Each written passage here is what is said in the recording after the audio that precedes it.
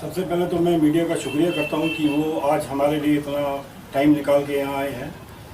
हमारे मुद्दे बहुत हैं, लेकिन मेन जो मुद्दा आ रहा है आजकल, जो आप सुन भी रहे होंगे, मीडिया में भी देख रहे होंगे, ये लैंड स्कैम चल रहा है बहुत ज़्यादा, लैंड माफिया। और अभी क्योंकि कई मुद्दे उठाए गए हैं, अभी रिसेंटली ही एक को पारस हॉस्पिटल का भी उठाया गया, बाकी भी हैं मुद्दे, वो भी उठाए गए। लेकिन आप देखिए करप्शन कितना बढ़ चुका है हमारे यहाँ। इतने बड़े बड़े बिल्डिंग्स बने हुए हैं जिनका कि कोई वजूद ही नहीं है, जो सारी मोस्ट प्रोबेबली देखा जाए तो सारी कोई कह रहे हैं कि इनकी ज़मीन है, मंदिरों की ज़मीन है, वो भी उस पर भी बन रहे हैं बड़े बड़े जो बने हैं, वो भी ऑलरेडी देख लीजिए आप। और इनका, और मैं डीसी साहब का सबसे पहले तो शुक्रिया अदा करता हूँ कि वो इतने अच्छे तरीके से काम कर रहे हैं, लेकिन उनको नहीं पता है कि उनकी पीठ पीछे क्या हो रहा है, क्या हो रहा है उनकी पीठ पीछे। जैसे ये लैंड माफिया देख रहे हैं आप, इतने लोग, मतलब गरीब बेचारा मर रहा है, उनकी तरफ किसी का ख्याल नहीं जा रहा है। हमारा तो जैसे हम एएसपी है, एएसपी का नारा है कि जो हर मजलूम है वो हमारा है। हम उनके लिए लड़ना चाहते हैं ताकि वो अभी कोई गरीब आदमी मकान बनाए तो दूसरे दिन उसका डिमोलिश कर देते हैं आके मकान। बड़ी बड़ी बिल्डिंगें बनी हैं, उनको तो कोई पूछता ही नहीं है। इसका मतलब सब करप्शन ही है, सब मिले हुए हैं, मिली भगत है। यही चाहता हूँ कि मैं हम लोग इन लोगों के पीछे जाएं और बोले भाई क्या हो रहा है। ये गवर्नमेंट भी सोई है, हम तो इस मुद्दे के लिए लड़ना चाहते हैं, बहुत आगे जाना चाहते हैं, हम इस मुद्दे को उछालना चाहते हैं। देखिए जनाब, जैसे कि हमारे जो हमरा है, हमारे तर्जुमान है, उन्होंने यही कहा था कि यहाँ पे करप्शन इस वक्त अरूज पे है और जो अरबाब हुकूमत है वो इस वक्त सोई हुई है। लेकिन आज हमने इस प्रेस कॉन्फ्रेंस को इसलिए तलब किया कि यहाँ पे जो इस वक्त, चाहे वो एडमिनिस्ट्रेशन हो या यहाँ की जो गवर्नमेंट हो, उनको हमने जगाना है। और जगाना इस तरीके से है कि वो हमारे साथ कदम कदम जहाँ पे भी ये करप्शन हो रही है, जैसे कि मेरे हमारे तर्जुमान पार्टी के जो है, उन्होंने ये कहा था कि गरीब इस वक्त पिस रहा है। ये हकीकत है। अगर आप कहीं पे भी जाएंगे, जैसे डल झील में जाएंगे, तो डल झील में जहाँ पे भी लोग पैसा देते हैं, LMC वाले जो है, उनके जो वॉचर्स हैं, वो आके बंद करके उनको वहाँ पे कंस्ट्रक्शन करने की इजाज़त, खुली कंस्ट्रक्शन करने की इजाज़त देते हैं। वहीं पे जब गरीब इंसान, जैसे कि आपने सारा कदर में देखा, एक बेवा औरत थी, उसका जो मकान था, उसने जो एक पैसा जो जमा करके वो बनाया था, उसका अगले दिन उसकी जो मकान की डिमोलिशन हो चुकी थी। और बड़े फख्र से ये कहते हैं कि हमने एक नाजायज तामीर डिमोलिश कर दी। तो अगर वो नाजायज तामीर है, जो उसको बनाने वाला है वो क्या है फिर? तो शायद उनकी नजरों में जो बनाने वाला है वो भी नाजायज है। तो ये जो इस वक्त कॉन्ट्रडिक्शन है नाजायज और जायज में, हमने यही पहल की है कि जहां पे भी वो, चाहे कोई भी सूबा कश्मीर का हो, कहीं भी डिस्ट्रिक्ट, किससे, चाहे वो श्रीनगर हो, बडगाम हो, बारामूला हो, शुपिया हो, जहां पे भी ऐसे हालात वाक़ात पेश आएंगे जहां पे गरीब को मिसमार किया जाता है, पिसा जा रहा है, हम उसके खिलाफ जरूर अपनी आवाज उठाएंगे। देखिए, आज हमने अम्बेडकर समाज पार्टी की तरफ से जो प्रेस कॉन्फ्रेंस बुलाई है, ये इस मकसद से है कि यहाँ लोगों के बहुत सारे मुद्दे हैं, यहाँ कुछ प्रॉब्लम्स हैं। देखिए, यहाँ जब भी कोई हुकूमत आती है, जब भी कोई गवर्नमेंट आती है, वो लोगों से कुछ वादे करती है, जो बड़े देर यारा से यहाँ ऐसे मुद्दे पड़े हैं जो आज तक हल नहीं हुए हैं।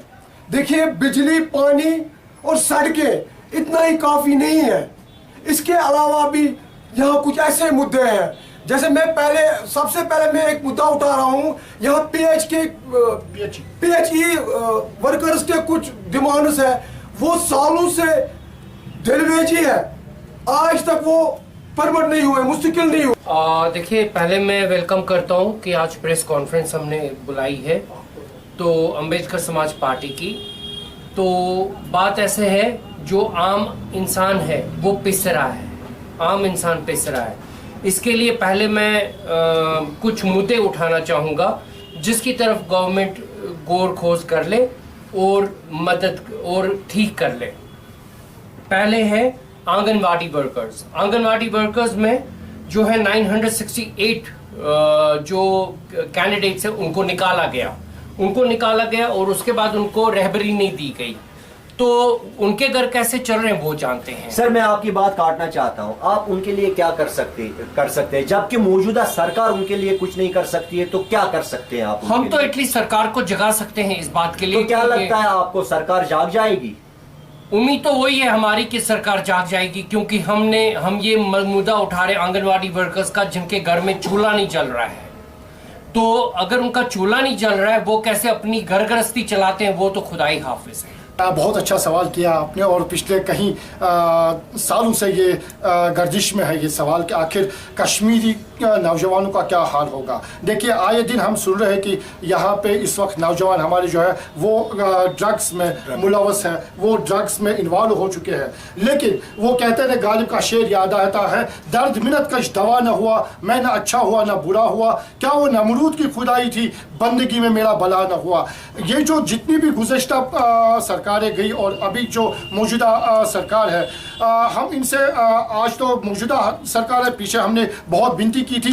इस सरकार से हमारी यही विनती होगी, यही रिक्वेस्ट होगी, यही सबमिशन है कि कम से कम खुदा के लिए जो ये नौजवान इस वक्त ड्रग्स में मुलवस हो चुका है और ये इसका आदी हो चुका है, इसका रीज़न ये है कि बहुत सारे हमारे नौजवान इस वक्त कश्मीर में जो इस वक्त नौजवान है PhD करके M.Tech बाकी डिग्रियां हासिल कर करके घरों में बैठे हुए हाथ पे हाथ रखे हुए हैं। लिहाजा इनके लिए कुछ ऐसी स्कीमें लाए, अकाउंट ने स्कीम्स बहुत लाई गई है जम्मू कश्मीर में, लेकिन उसका जो मार्केटिंग है या प्रमोशन है वो शायद घर कर उन तक नहीं पहुंची है, जिसकी वजह से वो जो स्कीम्स है बहुत सारे ऐसे लोग हैं जिनको अभी तक लाइलमियत है उनमें कि ये स्कीम्स क्या है। हाँ, एडमिनिस्ट्रेशन से ये गुजारिश है कि वो उन स्कीमों को उजागर करे ताकि हमारे जो यहाँ पे लोग हैं, खासकर नौजवान पीढ़ी है, वो उनसे वाकिफ हो जाए और उन स्कीम्स का वो भरपूर लाभ उठाए। पहल तो हुई है, अब आज हम आगाज कर रहे हैं,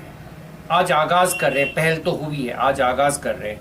ज़िमनी में एक मुद्दा उठाना चाहूँगा, जैसे मुद्दों के ऊपर मुद्दे बहुत ज़्यादा हैं जो सरकार के सामने आए हैं, लेकिन एक मुद्दा मेरा है स्पेशली एबल्ड जिनकी तरफ किसी की नज़र नहीं गई है, वो भी हमारा हिस्सा है और उनके लिए स्कीम्स हैं जो उनको नहीं दी जाती हैं। क्यों नहीं दी जाती हैं, ये सरकार को इसका आंसर देना है।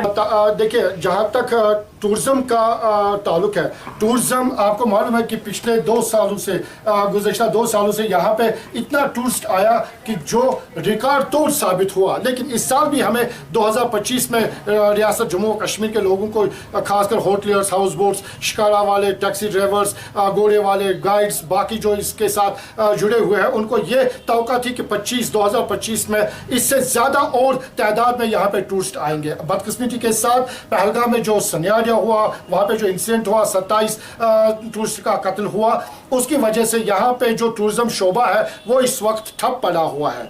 जिस तरह से पिछले 2008 में, 2010 में या 2016 में तब की सरकारों ने यहाँ पे इन लोगों को जो इसके साथ वाबस्ता है, खासकर जो शिकारे वाले हैं, जो टैक्सी ड्राइवर्स हैं, जो घोड़े वाले हैं, हाउस बोट वाले हैं, गेस्ट हाउस वाले हैं, होम स्टे वाले हैं, होटल वाले हैं, इनको उस टाइम की सरकारों ने कुछ सॉफ्ट लोन पैकेज या कंपनसेशन दिया गया था उनकी तरफ से। तो हमारी जो अम्बेडकर समाजवादी पार्टी की तरफ से यहाँ पे इस वक्त गुजारिश है मरकजी सरकार को, खासकर यूनियन टूरिज्म मिनिस्ट्री को, कि वो भी उसी तर्ज पे यहाँ पे इन लोगों को कंपनसेशन प्रोवाइड करे जिनकी इस वक्त माइशियात बहुत नाजुक पड़ी है और वो on the breach of destructions है। दूसरी बात, जो टैक्सी ड्राइवर्स है जिनका लोन जो किसी भी बैंक से उन्होंने निकाला है और उसका जो इंस्टॉलमेंट्स है, तो कम से कम सरकार से ये गुजारिश है, यहाँ के एडमिनिस्ट्रेशन, खासकर LG साहब से, उमर अब्दुल्ला साहब से ये गुजारिश है कि वो इन बैंकों को हिदायत दे कि नेक्स्ट मार्च 2026 तक उनसे कोई भी इंस्टॉलमेंट ना लिया जाए। बिल्कुल सही। और साथ में मैं एक एज वाइस प्रेसिडेंट अम्बेडकर समाज पार्टी ये अनाउंस करना चाहूँगा पूरे अवाम को कि हमारे दिल खुले हैं और अम्बेडकर समाज पार्टी जो है वो आपकी रहनुमाई करेगी। अगर किसी को भी कुछ मसला है वो अम्बेडकर समाजवादी पार्टी को कांटेक्ट कर सकते हैं। अम्बेडकर समाजवाद पार्टी आपके साथ शाना बशाना चलेगी क्योंकि हमारा जो नारा है हर मजलूम हमारा है, और हम इंशाल्लाह वो प्रूव प्रैक्टिकल। देखिए याकूब साहब की बात से मैं सहमत हूँ। इन्होंने कहा कि यहाँ ड्रग्स, हमारी यूथ ड्रग्स की तरफ राग़िब हो रही है। मैं भी इस बात से इत्तेफाक करता हूँ, लेकिन वजह यह है कि हमारी यूथ ड्रग्स की तरफ क्यों जा रही है। उसकी एक वजह है क्योंकि हमारी यूथ यहाँ अनएम्प्लॉयड है, उनके पास कोई काम नहीं है और ज़रूरियात इतने हैं कि वो कोई भी गलत काम कर सकते हैं। और इसके अलावा जो हमारे पास मुद्दे हैं, जैसे अभी मैंने कहा कि यहाँ पर ऐसे मसले हैं, जैसे डेलीवेजरों के मसले हैं। डेलीवेजर सालों साल से यहाँ पर वो अब बूढ़े भी होने लगे, लेकिन उनका मसला अभी हल नहीं हुआ। हमारे तारिक साहब ने कहा कि यहाँ आंगनवाड़ी में 968 हमारी वर्कर्स को निकाला गया है। मैं यहाँ की गवर्नमेंट से पूछना चाहता हूँ, एडमिनिस्ट्रेशन से पूछना चाहता हूँ कि आखिर क्या रीज़न है, क्यों उन्हें निकाला गया। और देखिए मैं ये कहूँगा कि हमें ऐसा प्लेटफॉर्म मिला है अम्बेडकर समाज पार्टी का, जो हमारे पास कुछ नहीं है लेकिन हौसला हमारे पास है। हम उन चीज़ों के खिलाफ लड़ सकते हैं। हम अभी मैदान में आए हैं, इंशाअल्लाह रहमान हम हर एक मुद्दे पर जो इससे रिलेटेड ऑफिसर्स होंगे उनके पास उनके मुद्दे ले जा सकते हैं। हम लोगों के मसाइल के शाना बशाना उनके साथ खड़े हैं। और हम अम्बेडकर समाज पार्टी की तरफ से लोगों को भी कहना चाहते हैं कि कोई भी मुद्दा ऐसा हो, कोई भी करप्शन ऐसी हो या हमारी यूथ का मसला हो, वो हमारे पास आए, हमसे कांटेक्ट करें, हमसे राबिता करें, तो हम इंशाल्लाह उनके मसाइल आगे जितने भी रिलेटेड हमारी गवर्नमेंट है, हमारे एडमिनिस्ट्रेशन है, हम उन तक पहुंचाएंगे। इंशाल्लाह हम इसमें कितना कामयाब होते हैं यह तो वक्त ही फैसला करेगा।